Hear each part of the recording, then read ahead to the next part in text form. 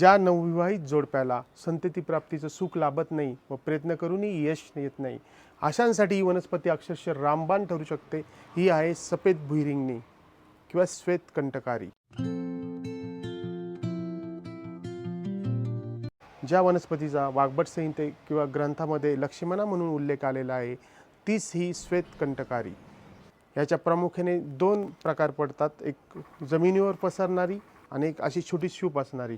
दोघींना पण पांढरे फुले येतात. आणि तसेच बुरवती ही वांग्याचे पानं असतात त्याप्रमाणे हिचे पानं असतात. हिचे मात्र संयुक्त पानं असतात. पानाला संयुक्त पद्धतीनं तिचे टेम येतात.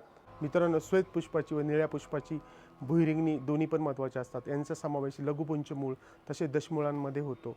शोथग्न किंवा ज्वरग्न किंवा कासग्न असा याचा वापर प्रामुख्याने केला जातो. निळ्या पुष्पांची भुईरिंगणी विपुल प्रमाणात निसर्गात मिळते.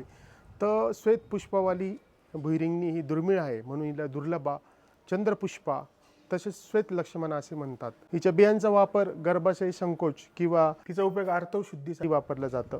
तसेच याच्या बियांपासून जो औषधी कल्प बनवतात त्याचा उपयोग वाजीकरणार्थ होतो. तसेच हिचा मुळीचा उपयोग गर्भस्थापनेमध्ये होतो. सफेद भुईरिंगणी आणि नीलपुष्प भुईरिंगणी हे दोन्ही पण कंटकारी वर्गातल्या आहेत, सोलेनेसी कुलातील फॅमिलीतल्या आहेत.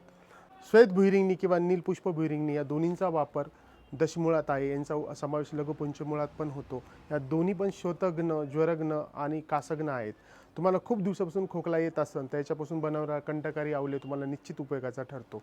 तसेच दातामध्ये दंतशूल किंवा दातामध्ये कीड पडली असेल तर याच्या जे बिया असतात त्याच्यापासून आपण धुरी घेतली का तुमच्या दातातली कीड पडण्यामध्ये उपयोग होतो.